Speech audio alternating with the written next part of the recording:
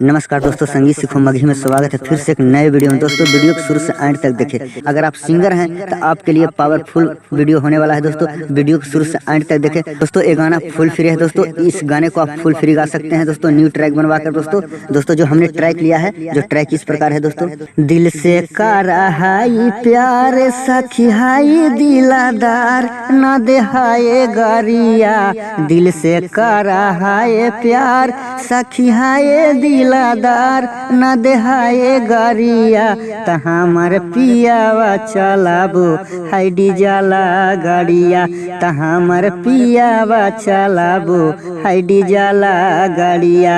दिल से कराहाई प्यार सखी हाय दिलादार न देहाए गरिया, दिल से कराहाय प्यार सखी हाय दिलादार न देहाए गरिया, त हमर पियावा चलाबो हाय डीजला गाड़िया, त हमर पियावा चलाबो हाय डीजला गाड़िया। हाँ दोस्तों, हमने इसी ट्रैक पे लिखा है। दोस्तों बवाल का मैटर है। दोस्तों अच्छा से गाइएगा। अगर आप जितना अच्छा से मीठा स्वर में गाइएगा दोस्तों तो जल्दी मार्केट में पहचान बढ़ेगा। दोस्तों आप पब्लिक के दिल पे छा जाइएगा। दोस्तों अगर जितना अच्छा से गाइएगा उतना जल्दी छाइएगा। दोस्तों एकदम अच्छा से गाइएगा।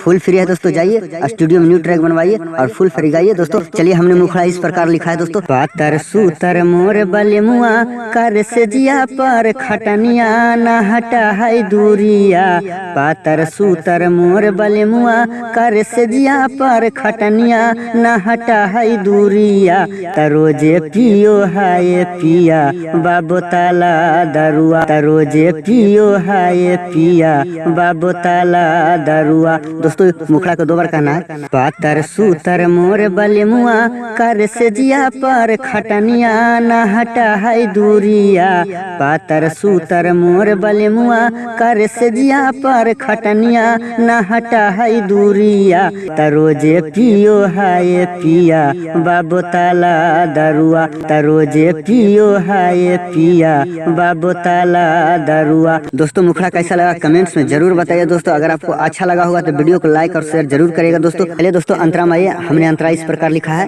पहला अंतरा है, तिरछी झूला पिया पिया के मोहले है मान के, हरदम रखा है हमारा दिल के भीतर में, दिल के भीतर में। तिरछी झूला पिया पिया के मोहले है मान के, हरदम रखा है हमारा दिल के भीतर में। जैसे साटा है जो किया वैसे सेज पे चिपका है पियावा, रोज चूसा है ओठावा, जैसे साटा है जो किया वैसे सेज पे चिपका है पियावा, रोज चूसा है ओठावा, त रोजे पियो हाय पिया बाबो ताला दरुआ, त रोजे पियो हाय पिया बाबो ताला दरुआ।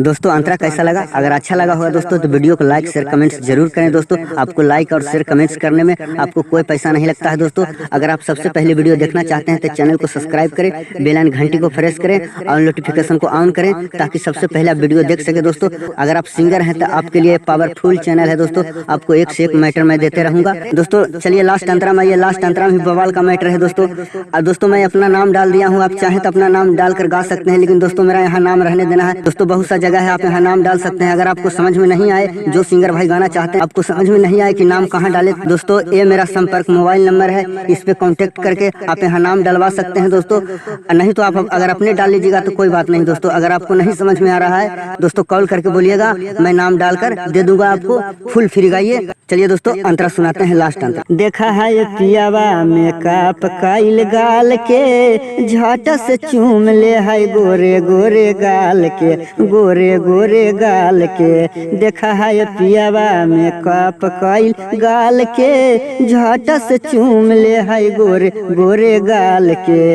अनुज चौहान के ससरांग पियावा करा है हरदम न छोड़ा है दारुआ, अनुज चौहान के ससरांग पियावा करा है हरदम न छोड़ा है दारुआ त रोजे पियो हाय पिया बाबू ताला दारुआ त रोजे पियो हाय पिया बाबू ताला दारुआ। दोस्तों इसके बाद मुखड़ा एक बार ले लेना है। पातर सूतर मोर बलेमुआ कर से जिया पर खटनिया न हटा है दूरिया। पातर सूतर मोर बलेमुआ कर से जिया पर खटनिया न हटा है दूरिया त रोजे पियो हाय पिया बाबू ताला दारुआ त रोजे पियो हाय पिया बाबू ताला दारुआ।